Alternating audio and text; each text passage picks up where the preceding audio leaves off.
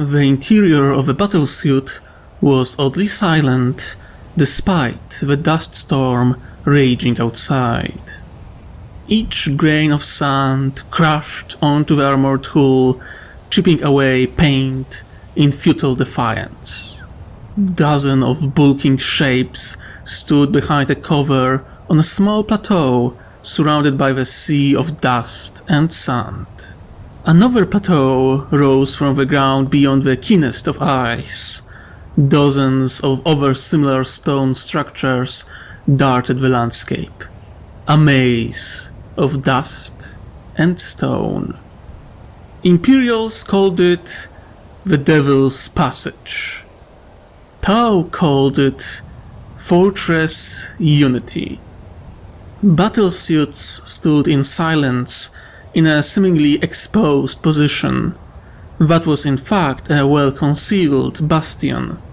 One that the Imperials didn't manage to detect, thanks to a weather control station further south, at the heart of the labyrinth. The storm kept Imperials blind. No aircraft got close to it. It was a no-fly zone. Tau were shooting down anything that got close, and pilots of the Imperium learned to keep their distance after losing a dozen aircraft and not being able to confirm if even one of their missiles did anything else than add more dust to the storm. Chassel Raikon, Thunderlight, focused his eyes onto display as images of enemy armor appeared in crimson on the screen. He allowed himself a slight smile. Another hunt was about to begin, another trap, another slaughter of the wretched Imperials. Fourth one this week, and a big one to boot. His smile started to fade as the numbers of the Imperial vehicles kept on growing and filling the screen. They aren't pulling any punches this time, do they? He asked himself quietly. He was about to go through the list of available missiles they still had on hand when a golden icon requesting direct comms connection flashed before him. He accepted with a single thought. An image of his commanding officer, an old veteran woman with a golden robotic eye, appeared to his left.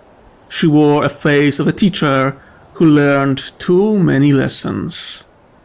Thunderlight lowered his head, smile returning to his face. Shaso Dabiru, he spoke in steady yet enthusiastic tone. What are your orders? Get your teams into position. Our intelligence indicates that this is the major attack we were preparing for. His commander spoke in a calm and matter-of-fact tone. We will execute a Kauyon and eliminate them. But I want your unit to soften them up with a proper Atoka, she announced. Is that understood? He couldn't restrain his grin. Atoka, the overwhelming blow. His muscles tensed with anticipation. Understood, Shaso, he answered with a wide smile. Raiko looked back at the display, changing it into a three-dimensional depiction of the terrain and enemy movement. They had numbers advantage, as usual, but that wasn't the first thing that caught his attention. They are going straight into Canyon 337, he noticed with a frown. Right into Killzone 12. Did they forget how we obliterated the last unit that was sent that path? He asked, looking back at his commander.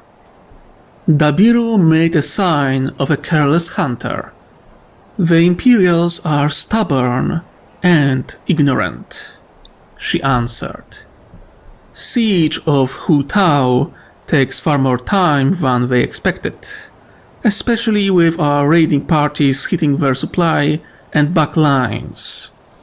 With counteroffensive being as successful as it is, They know they have only a week, if that, to fully secure the city and transform it into a fortress, she explained. He knew of the current situation on the wider front. Imperials overextended on Blu'mau, their leadership too ambitious and not competent enough to recognize a trap even when they lost an entire leg to it. Now, with their offensive in shambles, they were scrambling to create some kind of cohesive defensive line to stop Coalition's counteroffensive. That was breaking their lines with frightening speed. That much he knew, but what he saw on the display still didn't make much sense to him. And sending all that armor to deal with us is a good idea? Raiko asked, looking through the list of enemy vehicles. In their position, I would try to use it to take Hu Tao, maybe slow down our counteroffensive, maybe even put them as a fast response force to stop our raids. Shaso gave him the slightest indication of a smile, appreciating his input, before she answered, making a sign of a blade used with clear intent. You underestimate how badly stretched their supplies are. Even if they pushed this entire force to the front, they wouldn't be able to feed the crews or keep them hydrated. As for Hu Tao, they will be cut to pieces in the city. Better to send them against us, rather than to use them in urban combat. Dabiru answered with a sigh. Your thoughts on the composition of enemy force? She asked. Raiko narrowed his eyes looking through the data and let out a sound of displeasure. It was a force counting around 2,500 vehicles, with almost a third of them being tanks, and not just standard Liman Races or Rogal Dorms. Baneblade, he muttered, focusing on the central piece of hostile armored column. He made a sign of a beast with a hard shell. Those things are hard to crack, Shaso, and we don't have even one storm surge on hand to deal with something like that in short order. Dabiru smiled, making a sign of many spears, failing a great beast. No, but we do have 24 bulwarks in position, supported by twice as many broadsides. She spoke confidently. Add to that 2 squadrons of hammerheads, stealth teams, auxiliary forces, and our Montka detachment, and we should have enough guns to deal with this force. Raiko looked back at the display with a list of enemy units.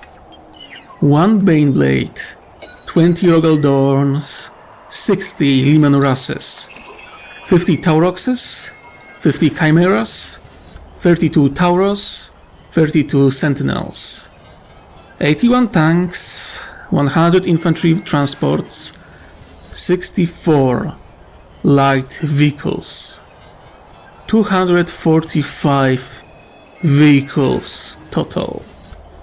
Most likely combined force of multiple Imperial Guard Regiments. Insignia on the vehicles indicated all of them came from the same world of origin. That could prove problematic. Regiments from different worlds that were forced to work together weren't usually as cohesive as those that came from the same world. Imperials really didn't take any chances this time. This was the biggest Imperial force sent into the Fortress Unity. Dabiru didn't have half that number of battlesuits and vehicles. Can we deploy our Skyrig reserves? Raiko asked. His commander frowned. We are running low on Seeker missiles, but I can give you a full salvo from 4th Battery. No more, she answered. I'm keeping the rest as the last resort, if this Quayon doesn't work. 12 Seeker missiles from Skyrays then. Add to that another 28 they had between the two hard strike cadres, 40 Seekers total. Half a Seeker for every tank Imperials sent, excluding Baneblade. He will have to make them count. He made a sign of contrition, followed up by a sign of a hunter setting a trap. Understood, Chassot. I intend to use plan C8-17 for this. He sent it with a flick of his finger. Do you approve? Dabiru needed less than 3 minutes to look through the plan before making a sign of deadly strike. Approved, Chassel. Hit them hard. My stealth teams and drones will keep marker lights ready for action. I will be leading the heavy Ravage cadre. After the trap is sprung, I will be leading the killing blow myself, she announced. I thought this was supposed to be Quayon, Chassot, Raiko stated rather than asked, with a teasing smile on his face. His commander made a sign of a mind constrained by chains. To be restrained by a single interpretation is to be slave to your own mind, Chassel. We are patient hunters in the grand scale. We lure the enemy in with the promise of battle and victory. We break their cohesion with the overwhelming blow, and with the killing blow, we bring their end. She explained, making a sign of a mind breaking the chains that constrained it. As Great Master Puritite teaches, we need to flow from one doctrine to another, a liquid fire that burns the hands of our enemies when they try to keep us in place. Chassel made a sign of a grateful student. As you say, honored Chassot, by Tauva, it will be so. She gave him a nod of appreciation and disappeared from the screen. Raiko smiled and switched to comms of his unit. First Heavy Strike Cadre. This is Chassel Raiko. We have hostiles incoming. Imperial armor. 245 vehicles, 81 tanks, 100 infantry transports, 64 scout vehicles. We will be executing C8-17 at Kill Zone 12. Get your suits ready. Check your ammo, targeting systems, and IFF transponders. We have marker drones and turrets down in the canyon, alongside a detachment of stealth suits that will help guide our shots. Keep your guns clear of their positions. I don't want any gold on gold. Understood? He asked in commanding tone. Confirmations and signs of contrition flashed before him, and he smiled, satisfied, before switching to CommandNet to talk with commander of 2nd Heavy Strike Cadre on the other side of the canyon, as well as leader of Hammerheads. My cadre is getting into position. How about you? He asked casually. The rough voice of Chassel Chator, Burning Hammer, reached his ears just as his half-mechanical face appeared on the screen. My hammerheads are ready and in position, he announced swiftly, his face twisted in eternal grimace of disdain. My cadre is ready as well, answered Chassel Kaheki. Barrage. The enemy will be in position within an hour. We should be running low on power until then. Imperial sensors aren't great, but they can still spot us if we aren't careful. Raiko made a sign of contrition. Agreed. We will lower our power output to the minimum.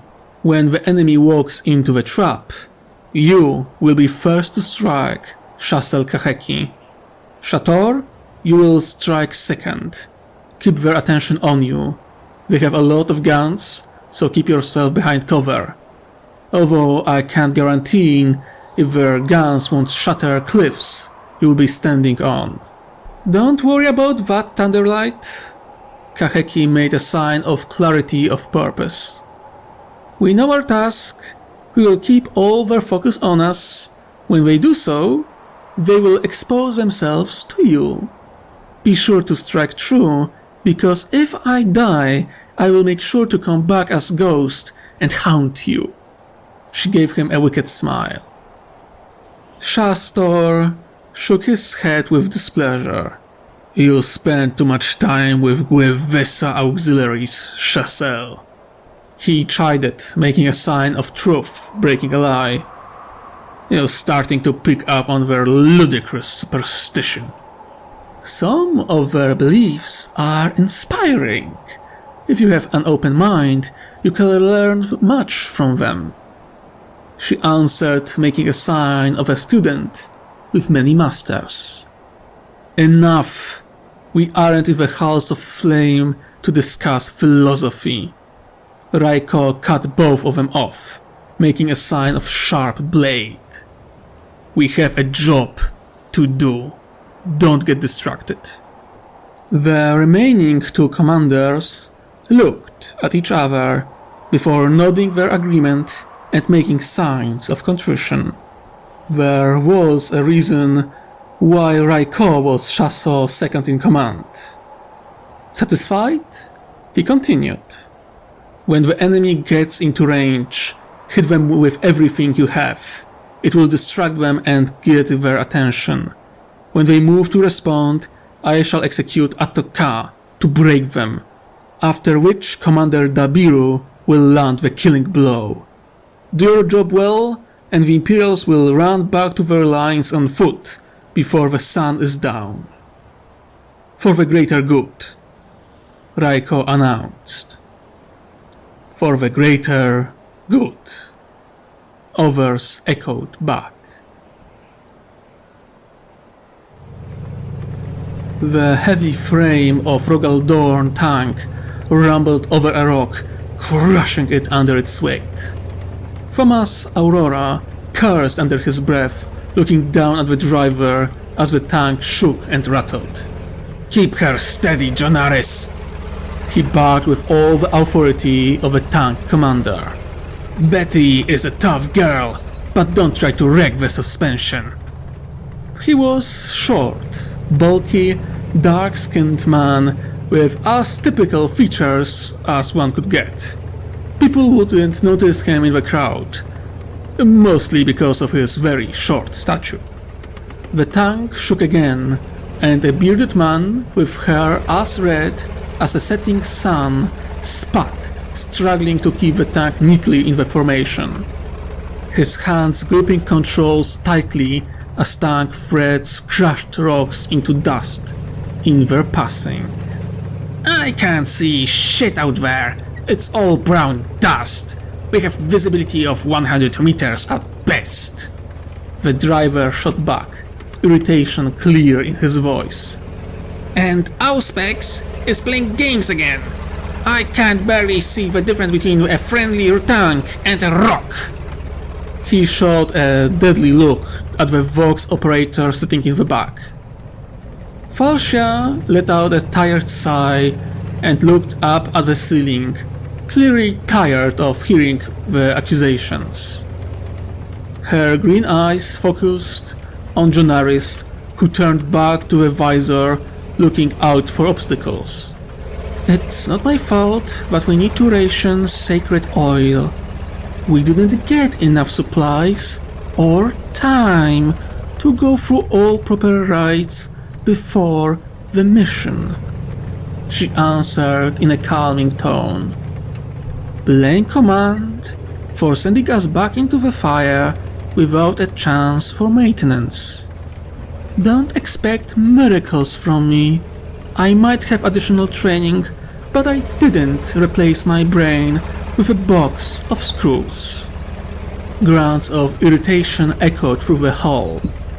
8-person crew of a heavy tank sharing her irritation with a sudden deployment right after they reached the front lines. Command didn't even give them a chance to set up a proper machine shop back at Helios 12 FOB. They got 26 hours of rest, run maintenance and go through the operational plan after a week of travel from the nearest spaceport. Mandatory 8 hours of sleep were nice though, so at least all crews were well rested before the op. Why High Command even sent us here is a bloody mystery, said Robert, gunner of a hull-mounted pulverizer cannon. I know that Emperor tends to work in mysterious ways from time to time, but shut your trap, Robert, before you say something heretical. Thomas barked from his command position, looking back at Auspex and seeing nothing out of ordinary. Command wants us to secure this damn passage to relieve the strain on our forces sieging Salistine. He spoke the name given to the Xeno city. The Tau transformed this labyrinth into a fortress. They keep on striking on our supply lines and backlines every other day. They sent out their damn stealth teams and spotters for missile batteries still active in the city. He explained. That's why we need to deal with them. Then why Command didn't just nuke this dumb place? Robert asked, looking up at his commander. Or level it to the ground with artillery fire. Thomas rolled his eyes with irritation. Because we don't have enough ammunition to do that, kid. Thomas answered, shaking his head. All artillery is focused on breaking the city. We don't have guns to spare. As for the nuke, there is a reason why we call this place Devil's Passage. If we secure this place, we will open multiple alternative supply lines to a dozen important positions all around the front. Knocking it will most likely deal with Xenos, but it will also keep this place mostly inaccessible to us. That's why they sent 2 damn regiments to deal with those grey-skinned bastards. Enough guns to shake the heavens, said Sarkon, gunner sitting in the main turret beside his commander. He wasn't wrong. While Thomas wasn't enthusiastic about his orders, at least they had numbers on their side. Pride of Iron Legions of Canta. 104th Iron Breakers Armored Regiment was the tip of the spear, with 79th Iron Riders Mechanized Regiment acting as light armor and infantry support. Brothers and sisters of the same world, masters of armored warfare, pride of the entire Crucis sector. More than enough guns and infantry to break the enemy entrenched here, especially with Herald of Iron in the heart of formation, the mighty Baneblade shaking the ground in its passage. Emperor willing, he chuckled before his comms came to life. Attention! The voice of Commander Aurelius sounded through the comms, his voice harsh and unyielding. Code Beatrice. I repeat, Code Beatrice. Thomas grunted before addressing his crew. Get ready, boys and girls. Our scouts just found remains of 2nd Company of 29th Cadian Armored Regiment, he said calmly. They sacrificed much to locate enemy positions. Remember, there are 2 bastions here, One directly in front of us to the south and one to the east on our left. Get your guns loaded with bunker busters, warm up targeting systems, and be ready to unleash hell upon those Xenos bastards before they realize that we played them for fools.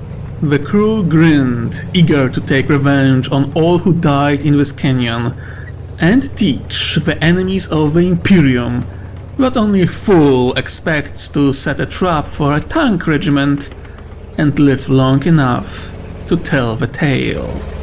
Guns of the entire regiment started to move, targeting still unmoving and silent cliffs and plateaus, which they knew were the hidden positions of the enemy. Heavy cannons rose in unison, awaiting orders to fire and bring down enemy hiding behind the cover of dust. Thomas looked at Auspex, seeking any movement in front. He saw it. A slight movement of hidden soldiers and gun positions. They were almost invisible, but almost wouldn't cut it this time. They were exactly where the intel said they would be. Clever thoughts tunneled into the hard rock of plateau and concealed gun positions into the cliff face. Clever, but not clever enough. Gunners, target 227, elevation 17, he sounded. Confirmed, target 227, elevation 17. His crew responded, guns turning in their mounts and rising up. Guns of the entire regiment turned in unison, tension growing by a second as they picked their targets and loaded their cannons with high explosive shells and bunker busters. Thomas kept his eyes on Auspex, listening intently to the comms, awaiting a single word of command that would unleash the power to shatter the plateau into pieces. Then a red dot appeared on Auspex, and then another, and then dozens of them in a span of a second. His eyes bulged in their sockets when giant red letters reading "Incoming missiles" flashed before his eyes. He had barely time to react. "Brace!" Thomas roared over the comms. "Behind us! They're behind!" His warning was cut short when a tube-like missile smashed into the rear of his beloved tank, and the darkness took him. Raiko frowned. The enemy changed their formation and started aiming at the position of 2nd Heavy Strike Cadre and that of Hammerhead Squadron. They did so the moment they found what remained of the last Imperial armored unit that entered Kill Zone 12. He knew what that meant. He switched on the comms, breaking the silence. "The enemy knows the position of our friendly units," he stated matter of fact. "Prepare full salvo. The moment we fire, I want all broadsides to move forward and keep up the fire until Bulwarks reload launchers." "Are you sure, Chassel?" one of the pilots under his command started, but Raiko cut him off without a second thought. "Follow my lead, Kossi. Arming all heavy smart missiles. Pick your targets. Focus fire on enemy tanks," he commanded. "Keep Seekers ready, but don't fire them just yet. I want full reload to hit them again. Seekers will buy us time." Gold icons of confirmation flashed before his eyes, and he switched channels. "Chassel, Quayon compromised. Initiating Atoka," he called through the comms. "Confirmed, Chassel. You have permission to engage." Chassel answered in quick yet calm voice, already changing channels and reorganizing other units to adapt to the new situation. A dozen of mighty XV-99 bulwarks came to life as one. Mechanical eyes shining blue, barely visible on a small armored head that was almost fused with a torso of a bulky machine. A blocky missile rack on the suit back came to life. Missile cover opening and revealing 10 individual missiles per launcher. Twice as many XV-88 broadsides that looked as if they were 2 heads shorter from their big siblings moved forward, their heavy twin-linked rail rifles charging up as they moved into position. Display shone brightly each enemy vehicle as three-dimensional shape, a display of arming range of the missiles and chosen targets of the entire cadre under his command. Enemy in arming range. All systems gold. Targets locked. Full salvo. Fire! Raiko sounded the command. And at his command, missiles flew out of the launchers one after another. Within 1.5 seconds, all 120 missiles were flying towards the backs of enemy formation. Half a second later, they passed the arming range. Less than a second after that, first missile hits its mark. Despite the archaic look of Imperial tanks, one would need to be a great fool to think those vehicles were easy targets. Those machines proven their worth through the 10,000 years of service to the Emperor and his Imperium. On the other hand, a heavy smart missile hitting them in the rear was hardly the ideal test for Imperial armor. Series of detonations shook the ground. A squadron of sentinels got hit at the same moment, ripping them to pieces, missiles catching them mid-stride as they were taking better firing positions. A high-yield warhead making short work of their light armor.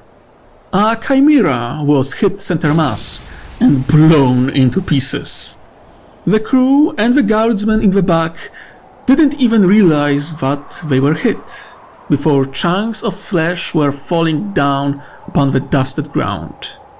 What remained of Commissar's cap and his carapace armor fell to the ground with only smears of blood and gore, indicating they were in use mere seconds before.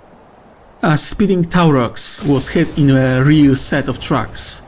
The vehicle was pushed up into the air as if by invisible hand, before crashing into the ground and tumbling for 20 meters, before digging itself into the ground. Only a third of the crew was still alive. Rest lay dead, their spines and skulls shattered by the impact. A ball of plasma turned ground into glass as one of the missiles struck plasma cannon of one of the Leman races, causing a cascading effect of destruction. Neighboring tanks had their sensors burned to a crisp, overwhelmed by the sudden spike and power. Sponson guns on the site of explosion melting into their housings and becoming inoperable. Their pristine armor was charred black. A proud Rogel Dorn was hit in the ammunition storage and was engulfed in flames, its turret popping out in the flash of fire and falling right on top of very unlucky Tauros, crushing it under its weight. The strike was devastating. Even though the vast majority of vehicles were still operational, many suffered some kind of damage. A Leman Ras with half of the engine block ripped apart, a Chimera that lost a turret, trucks blown to cinders on a Rogel Dorn. Even the mighty Baneblade was wounded in the attack. One of its sponson turrets had damaged turret ring and lost the ability to turn left or right. But that was of little concern, as the remaining 9 missiles that hit the Herald of Iron did little more than dent its thick armor and scrape its paint job. And while missiles took tankers by surprise, It took more than that to break the resolve of the Iron Legion. The choir of return fire began with Baneblade's Demolisher Cannon firing into plateau before it and ripping a good chunk of it. Raiko scowled, seeing how 3 gold icons of 2nd Heavy Strike Cadre broadsides turned charcoal black. Gone in an instant alongside infantry that hid in the bunkers, carved into the hard stone. Remaining vehicles opened fire, although when before they were prepared to fire synchronized salvos into the known enemy positions, now they broke formation. Some shooting into position of 2nd Heavy Strike Cadre, others in direction of the Hammerheads. Some turned around and opened disjoint fire towards him. Many more, however, were firing into nothing at all. He saw the opportunity in an instant. Chassel Kaheki, move back. Stay in cover for now. Too many guns are pointed in your direction. Chassel Chator, change your position, Raiko ordered. Understood, Chassel, we are moving back, Kaheki answered in somber tone. No damage to bulwarks, but I lost 3 broadsides. No seekers on either of the lost units. Understood. Get your launchers and seekers ready. You will fire all of them on my order. Raiko confirmed. Chator, what is your situation? I've abandoned my position the moment you noticed. They figured us out, Chassel, came the answer. I'm splitting my squadron into 4 teams, 2 hammerheads each. We will circle the enemy and take shots when we have the opportunity to do so. Very good. Keep your gunships on the move. Keep circling them around the enemy unit. Hit them from all directions. We will break their cohesion by convincing them they are surrounded, he stated in a calm tone. Chassel, I require support of 4th Battery. Acknowledge, Chassel. 4th Battery awaits your order, Dabiro answered. I'm moving our auxiliaries and Montka detachment into better position. Understood, Chassel. Raiko nodded, turning his focus to tactical display. He selected the toughest targets, directing marker lights at them through drones and called out an order. 4th Battery, 6 Seekers, top strike, hard targets. He called through comms, hoping it would be enough. 6 Seekers from Skyrace and 9 from Kaheki Cadre should be more than enough to finally break their cohesion.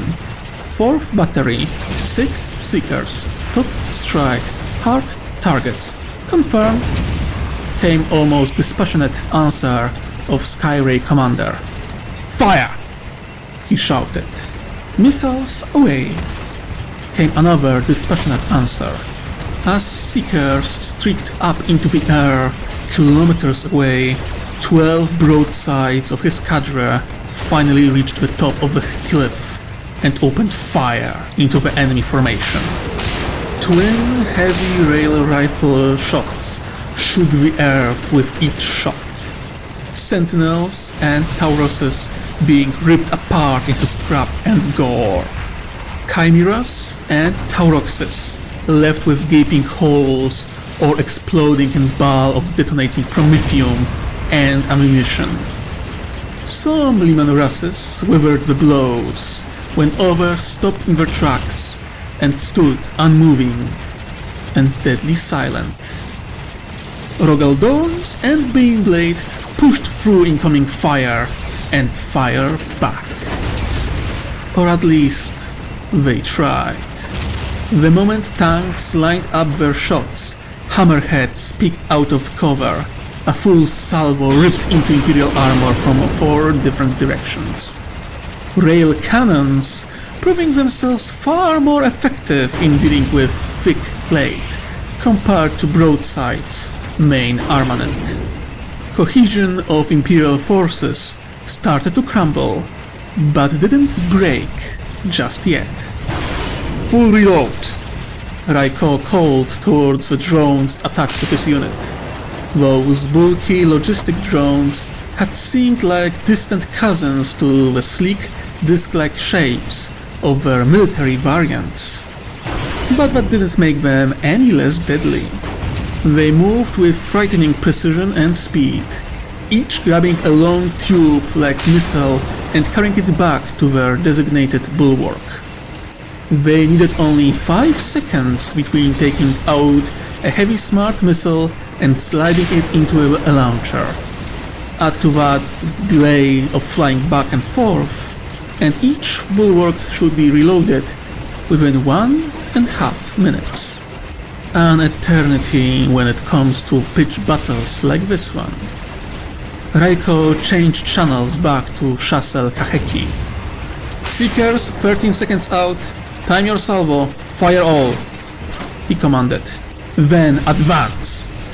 Understood, Chassel. For the greater good, was her short answer. For the greater good, he answered with conviction. He fell silent, turning his eyes towards reload progress. 1 missile already in place. 82 seconds left. Thomas groaned, his head ringing. His forehead hurt like hell, but he was alive, which was quite a surprise. The rest of the crew was groaning, not screaming, so he deduced that he was knocked out only for the briefest of moments. He shook off the dizziness, getting back into the game. "Status report!" he roared. "We got hit in the back of the turret. Armor held, thank the Emperor, but Vox is down," Felcia called from her position. "They had to hit us right in the Vox antenna. I can't get a signal to the rest of the regiment." "Emperor's thief!" Thomas cursed, thinking fast. "Jonaris, movement, now!" "Aye, sir!" Driver called back, and Betty surged forwards. Thomas was about to give orders to turn the entire tank around when Robert called out in alarm. "Missiles front!" he warned. "Brace!" Thomas roared, looking at Auspex and barely restraining a strain of curses. Hundreds of missiles this time. He could see them through the visor in his cupola. It was as if the entire forest made of fire and white smoke grew on top of the plateau before being uprooted by the constant storm.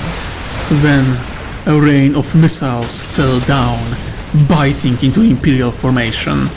He felt as multiple of those missiles hit armor of his tank, but did little more than dent it. Those weren't the same missiles that hit them from the rear. That much was clear. Those were standard smart missiles Tau liked to use, not the bigger variants that hit them. Those missiles weren't as dangerous to heavy armor, but proven to be quite a pain to light armor and infantry that dismounted from their transports, adding their own fire into battle. Swarms of missiles ripped light vehicles into scrap, or scattered groups of guardsmen who forgot the importance of spacing. Explosions of dust bloomed all around him, lowering visibility for few scant moments. Thomas didn't miss the fact how multiple tanks detonated during the barrage. He wasn't dumb enough to believe that those tanks could be destroyed by those small missiles. No, there were proper Seeker missiles in the mix here. And it was in that exact moment when his blood ran cold. There was only one type of battlesuit that could put that many missiles in the air he knew of. A Xeno construct, which name became a curse and a warning among all tankers who ever faced Tau in battle. His mind finally connected the dots, just as the first lumbering shape came into view. It was massive, well over 3 meters tall and over 2 wide. 2 massive heavy rail rifles sat above each shoulder, creating the impression that it was twice the size of a standard broadside. A blue, cold eye of deadly intent, looking straight into Thomas' soul. And there were more of them. 6 equipped with accursed rail rifles, and another 6 with blocky missile rack and twin plasma cannons placed on their shoulders. He barely noticed the line of broadsides before he called out with a mix of rage and terror. "Bulwarks! Bulwarks!" he roared, forgetting that his vox stopped working.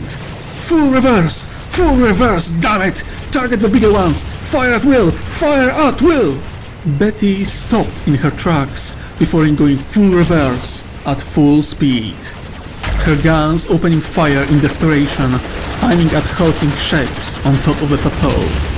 Oppressor cannon fired, but the shot went wide, hitting missile rack rather than chest of the Bulwark. The battlesuit didn't even notice, as the blocky contraption above its shoulders was ripped to shreds. If it was full of missiles, maybe it could lead to some devastating explosion, but the launchers were empty. The destroyed launcher was discarded, detaching from the main body and falling to the ground with a clatter. The pulverizer cannon fired next and scored a direct hit on a broadside.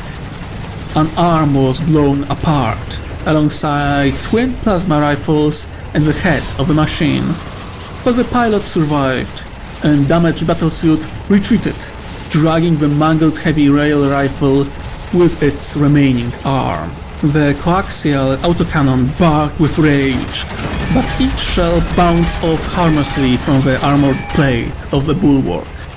Each hit dismissed by the suit computer as inconsequential. Heavy stabbers and heavy bolters had similarly limited effect, but angle of fire and constant movement of the tank making their shots inaccurate and ineffective against thick armor of either broadsides or bulwarks. "Reload!" Thomas roared. "Reload and fire again!" His voice was on the verge of panic, seeing how bulwarks and broadsides started laying down fire into the regiment. Wide blue streaks of energy signaling passing of each shell. He noticed similar shots coming directly from behind and from the sides. They had them surrounded. Horus, take them all! Command sent them to break this trap apart, and they fell into it anyway. He took some satisfaction seeing how the main gun on Baneblade fired and reduced one of the bulwarks into scrap metal. Over turrets of a giant adding their fire, taking down broadsides or laying fire towards circling hammerheads that jumped into cover rather than face the rage of Herald of Iron. Other tanks tried to return fire, but they didn't regain full cohesion just yet. Most tankers still too shocked or half-stunned by the missile barrages.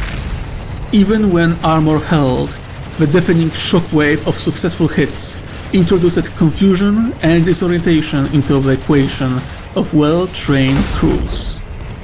A pressure cannon lock clicked, and the shell was finally loaded. The gun roared with fury without him needing to give the order. His heart skipped a beat as he saw one of the bulwarks getting hit center mass. The suit was ripped into pieces, only pair of legs still standing, as if not aware that the torso had vanished. He was about to praise Zarkon's skill when 2 railgun shells hit the lower armor. The shot technically wasn't strong enough to punch through tank armor, but it was powerful enough to dent and shatter part of it and send pieces of shrapnel into the driver's seat. Jonaris was dead. A sickly, wet sound echoed through the interior of the blessed machine as shrapnel cut his meat and bone. his grey uniform getting stained crimson red, matching the hair color of a now departed driver. Robert, who sat next to him behind the oppressor cannon, was screaming, clenching a big piece of shrapnel that pierced his arm. "Falcia, driver's seat, now!" he ordered. "We need to move. Robert, move to the back, take her spot. Alicia, forget the spawns on gun and get on the oppressor. Heavy bolters won't work here. Siri, get the medic back and make sure Robert doesn't bleed out. Now, move, move, move!" His crew moved with practiced ease. He looked away, trusting they will do what he told them. He turned to cupola, visor, and locked his eyes on formation of bulwarks. He let out a breath of gratitude when he saw how battlesuit targeting his tank was blown away by another shot from the Herald of Iron. Other tanks laid fire into the cliff, and his heart sank as multiple suits were destroyed or crippled. Maybe they still had a chance to score a victory after all. Falcia pushed Jonari's corpse to the side, not having time to show him any respect in death, before jumping into his seat and pulling on the tank controls. She cursed a second later. "Damn it! Controls don't work! Suspension is dead!" Falcia shouted from her seat, a note of desperation and important rage in every syllable. "Shrapnel got oppressor's elevation! I can't move the damn thing!" Alicia shouted a moment later, her voice one of slowly breaking iron into a song of panic. Thomas' blood ran colder than ice. They were immobilized, and only one cannon that had any chance of hurting those damn things. Did they have time to fix oppressor? Did more precise heavy bolter fire will prove effective?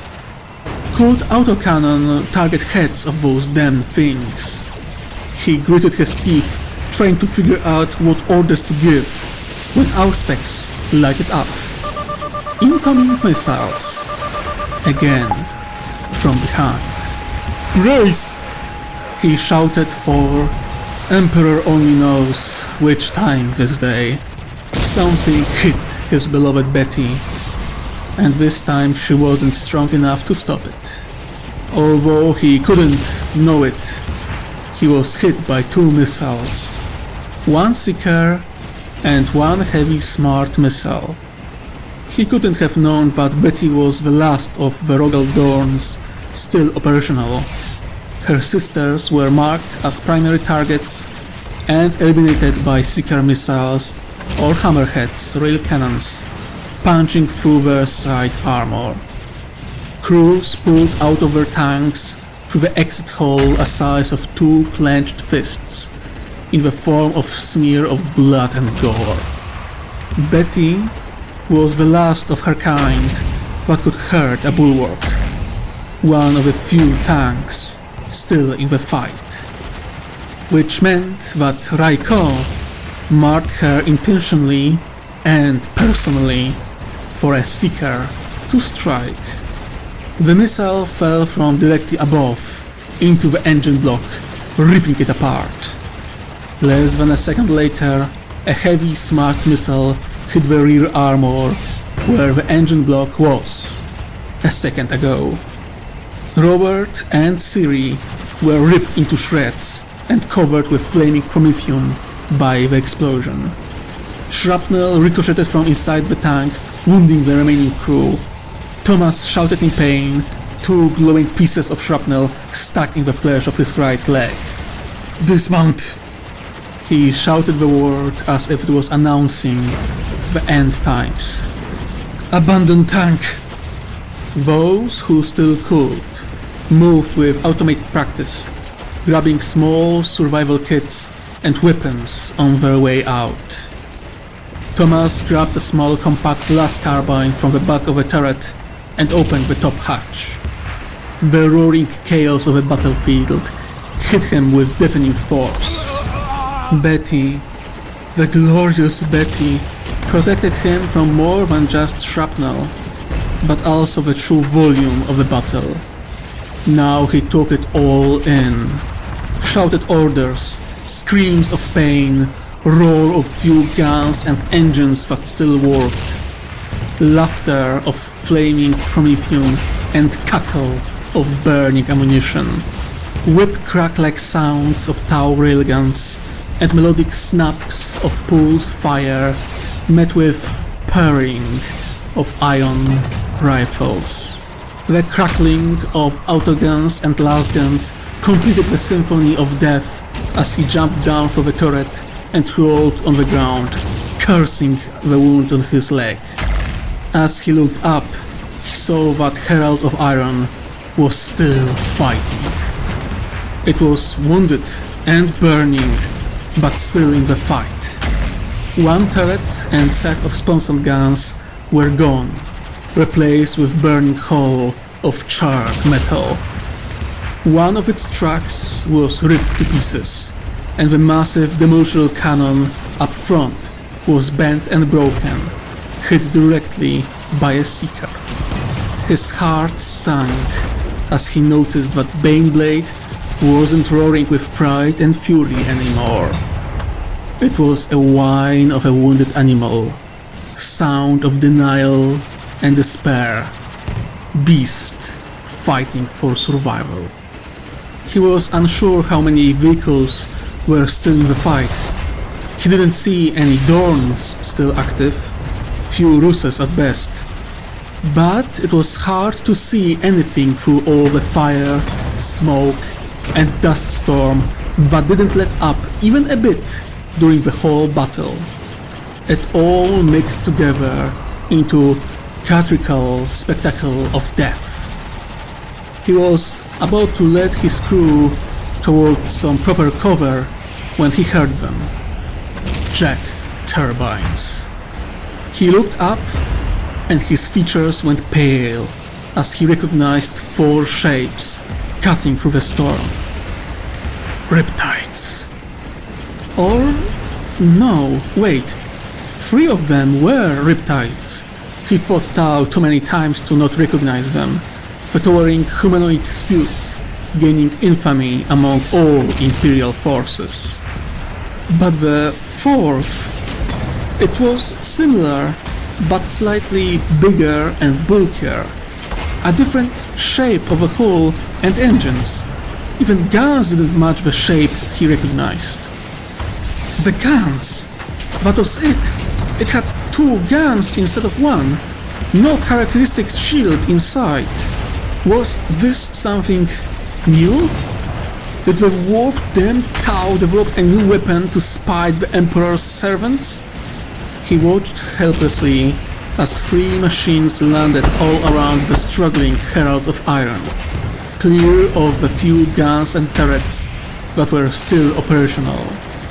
The leading battlesuit came to a stop, hovering above and in front of a giant.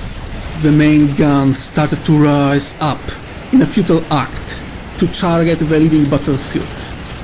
Riptides and their leader didn't fire, allowing the gun to rise as much as it could, before rising up just a little bit. The fully raised barrel just short of targeting as much as the heels of the hovering suit.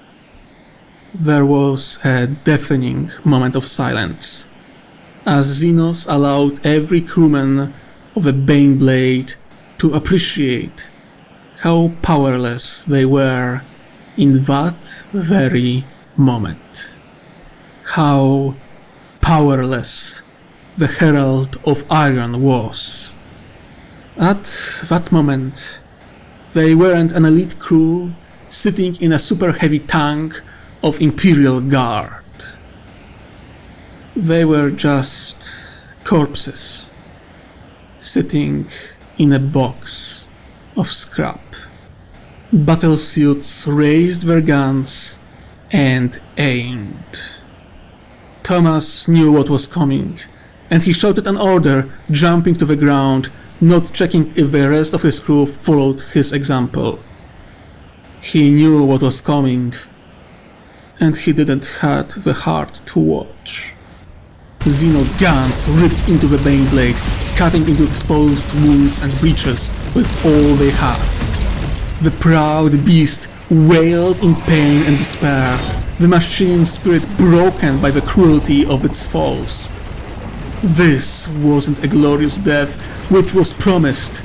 It wasn't even an execution. The proud Baneblade was dragged into a slaughterhouse and cut open like a grox.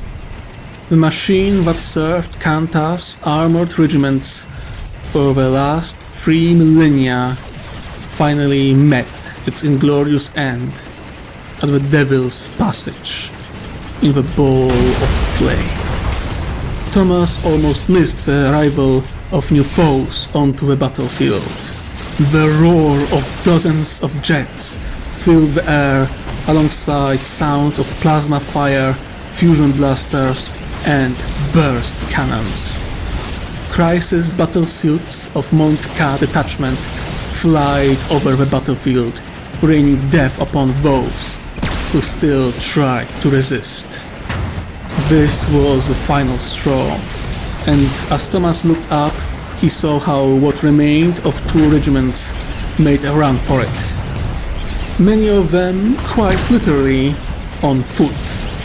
Seeing how no one seemed to be willing to slow down to pick them up, it meant he and his crew would need to run as well. "Get up!" he shouted at them. "Get up and run as if Horus himself tried to catch you!"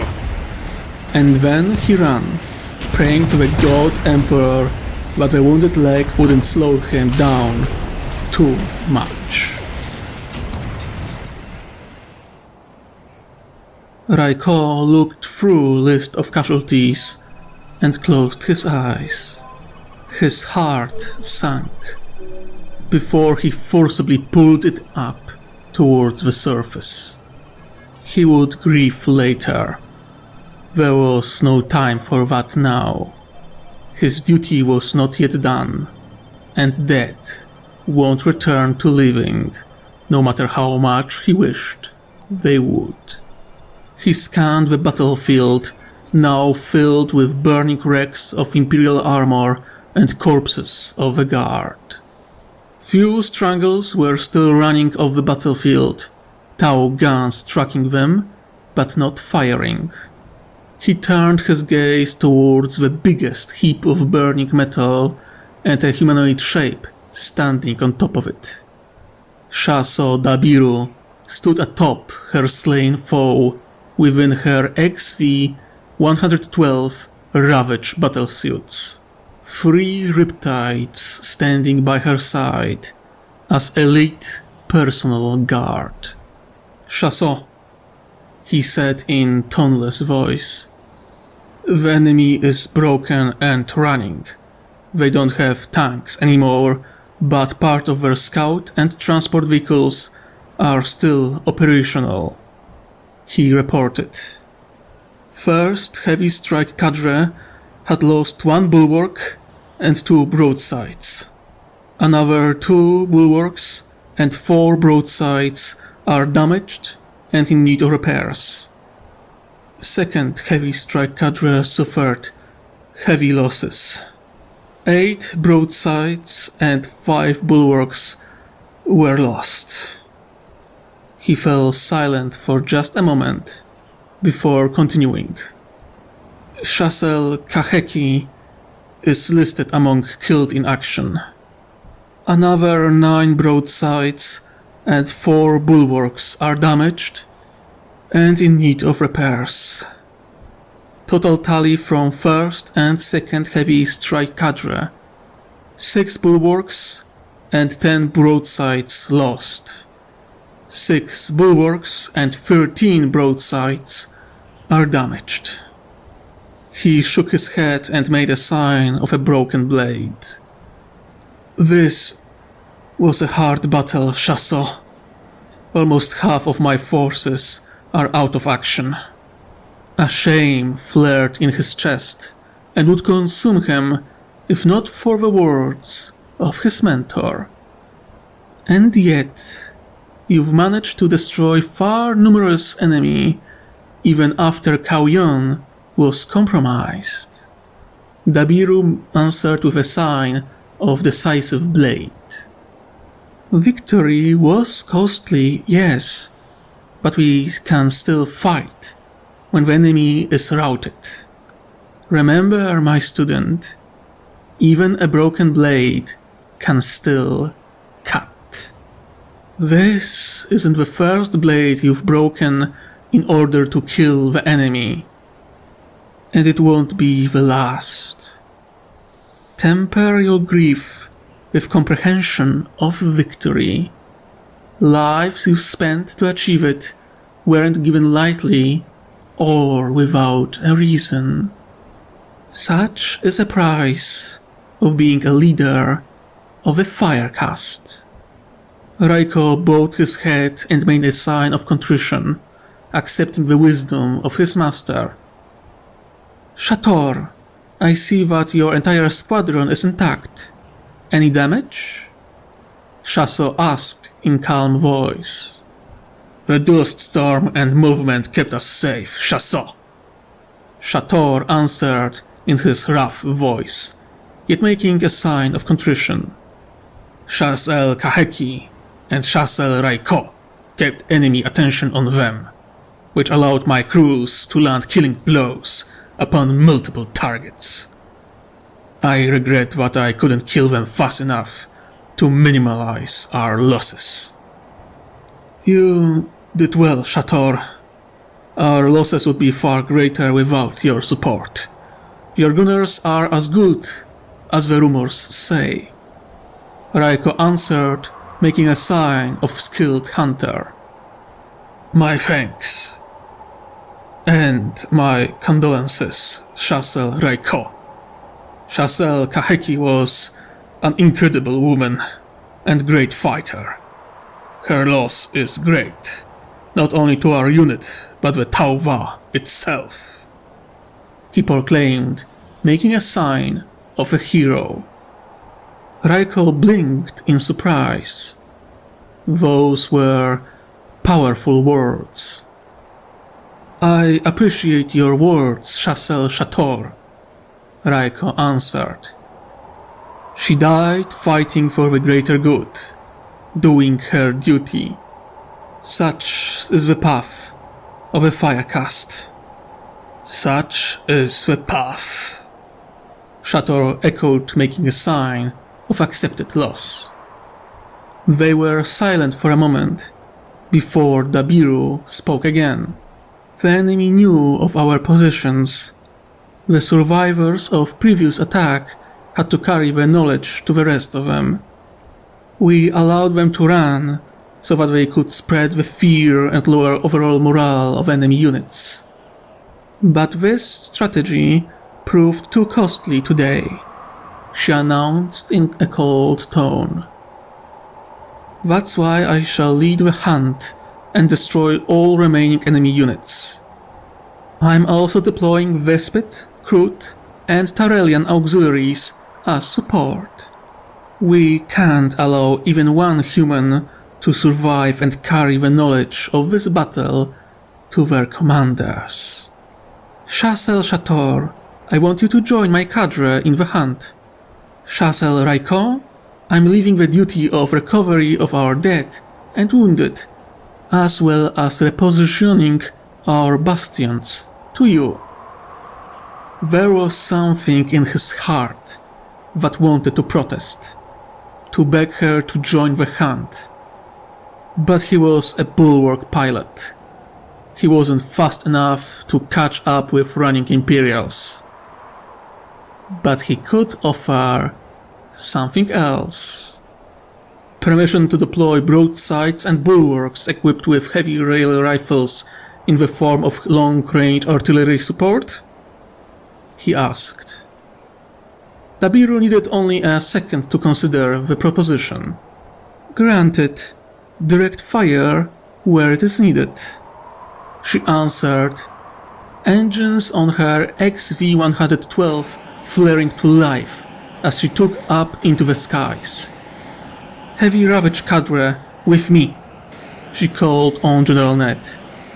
The hunt is still on.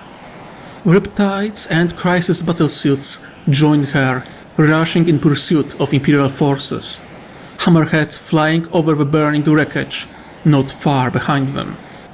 Raiko was already repositioning his units, all that were equipped to carry his orders. He knew that revenge was something selfish, something that went against the greater good.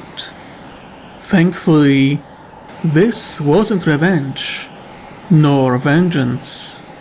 No, not at all. This was his duty. Imperial survivors had to die. And by Tauva, he will make it so. 5 out of 8. 5 out of 8 of his crew still lived. Thomas wanted to curse, but he didn't have the breath to do so, to focus on moving forward. Zarkon, the gunner, and Adonis, the loader, for the main gun, supported him on either side, trying to get him moving at acceptable pace. Falcia and Alicia moved just before them, guns out, looking for threats. They were good crew, loyal, even to their own detriment. He ordered them to run and leave him behind, but they didn't. "Don't worry, sir," Zarkon assured. "We'll get you out of here." "That's a long run to friendly lines, son." Thomas spoke through his teeth. "We will manage," Adonis answered, fear clear in his voice. Thomas doubted that. They were far behind enemy lines, with no friendlies in sight. "Hey, friendlies!" Sudden shout of Alicia disproved that thought. And here they were, pair of guardsmen trying to flip a Tauros. They had to hit something quite hard during the escape if they managed to flip it. "Room for 5 more?" Falcia called, still checking her surroundings. "It's a Tauros, not a damned chimera," one of the guardsmen called back. "But if you help us flip this damn thing, we'll squeeze entire company if need be." "Sounds good enough," Thomas muttered. "Alicia, Adonis, go help them. Zarkon, place me on that rock and help them. Me and Falcia will keep you covered." He ordered, and his crew moved as they were told. Tauros was a small scout vehicle, just enough space for a driver and gunner. But if they dropped ammo and some additional supplies, there should be enough space for everyone. Then Tauros suddenly exploded. Shells flew faster than sound. Whistle of their arrival came after they fell. He threw himself to the ground, cursing the damn Tau and their lack of decency of making proper artillery. The bombardment ended as quickly as it came. The Tauros was in ruin, just a bunch of scrap metal scattered all over the place, covered in gore.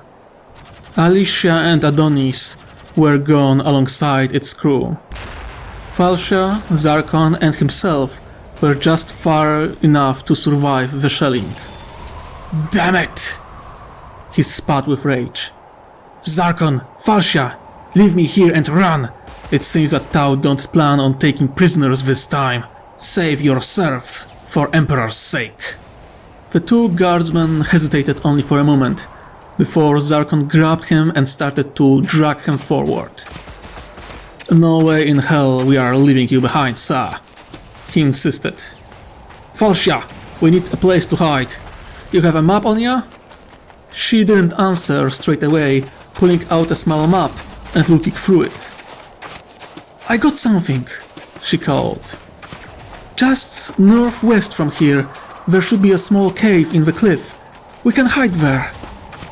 "Sounds like a plan. Let's go." Zarkon shouted back and started to drag Thomas to safety. As a commander, he tried his best to help him, gritting his teeth as he put weight on his wounded leg and pushed on forward, hoping there really was safety to be found here. He could hear jets of Tau suits echoing through the labyrinth walls. Xenos were on the hunt, and they were prey. "We are close," Falcia called, turning to look at them. "The cave should just be..." A dark shape cut through the storm and grabbed her by the shoulders, digging its long talons into the flesh before lifting into the air. A characteristic buzz of sting wings, followed by an animalistic scream of pain, echoed through the labyrinth. "No!" Zarkon roared, lifting his last pistol and opening fire. Thomas joined in, but their shots went wide. They could see struggling, screaming form of Falcia as Vespid carried her up in the air before another insectoid monster joined its brethren and grabbed Falcia by her legs. Even more inhuman screams, crying and pleading could be heard before the sickening sound of ripping flesh reached them, just as Falcia was torn in two by two buzzing monsters. "Fuck! Fuck you, you bastards!" Zarkon roared again, tears in his eyes as he fired again and again into Vespid, who darted away and disappeared into the storm, each carrying their own piece of dead guardswomen. Thomas didn't have time to think why would they leave them alone after scoring a kill when a crude hound jumped out of the dust, biting into Zarkon's arm and dragging him to the ground. Thomas aimed his last carbine and fired into the beast, killing it with lances of crimson light. He could see more of them, running straight at them. Entire damn pack. Zarkon gritted his teeth, aiming with last pistol with his good arm and clenching a grenade with a wounded one. "Go, sir!" he called, tears still flowing from his eyes. "I will buy you time. For the Emperor!" Zarkon charged the pack of crude hounds, screaming his last battle cry. Thomas didn't have time to argue. He simply turned around and ran despite his wounds. There were barks, last shots, screams, and then an explosion. And then silence. One of 8. Last of the 8. Not even Betty survived this time. He was alone. He didn't know how long he ran, but he reached the side of a cliff and started looking for that damn cave. But it was nowhere to be found. And worst of all, he could hear hands closing in. The crude. To be eaten alive? No, he won't let them. Letting out a sigh of irritation and desperation, he pushed himself against the wall and aimed his last carbine into the dust. He could see them, four-legged shapes, closing in. But he didn't fire. He kept his cool. "Come to Papa," he whispered. "Come to Papa Thomas so he can grill you alive." The first of the hounds rushed him, and he put it down. Then the second, then the third. He might be a tanker, but he knew how to fire the damn carbine. He changed targets and fired with deadly precision. His leg hurt, but with the back against the wall, quite literally, he had all the stability he needed. He put down another 10 hounds before they stopped coming, and all fell silent. He was breathing hard. That was really close. But it seemed that the God Emperor didn't plan to welcome him just yet to his side. Or so he thought. "Human," A raspy voice reached him from the wall of dust. He raised his carbine and started scanning for threats. And he found them. A group of Xenos. Not Tau and not Krut. No Vesprit either. Those looked like lizards.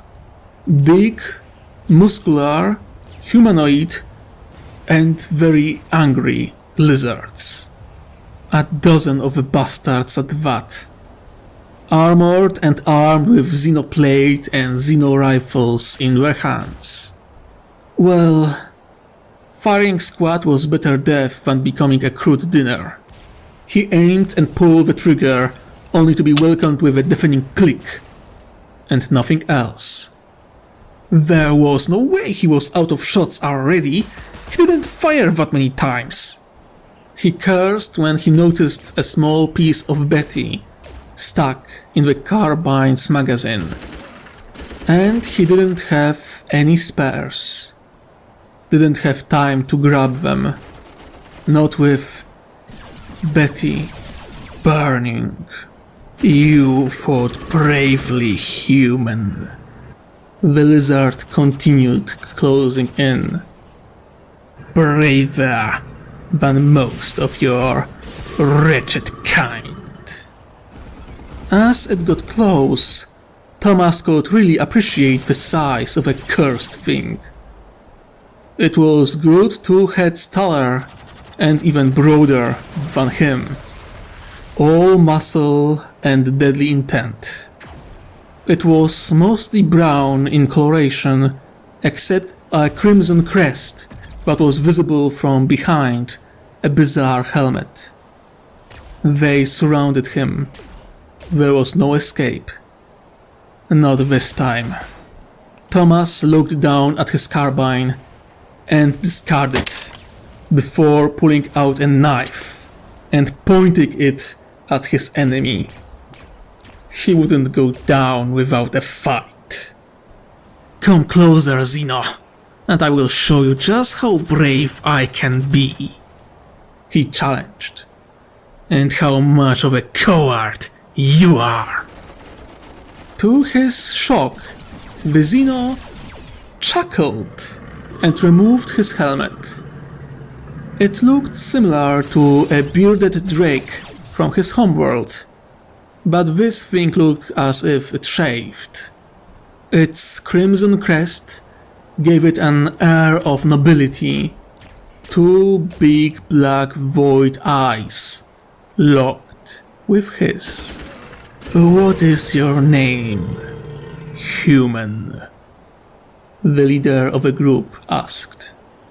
Thomas Aurora, commander of Rogaldorn heavy tank, Betty, of 104th Iron Breakers Armored Regiment. He answered with a note of pride.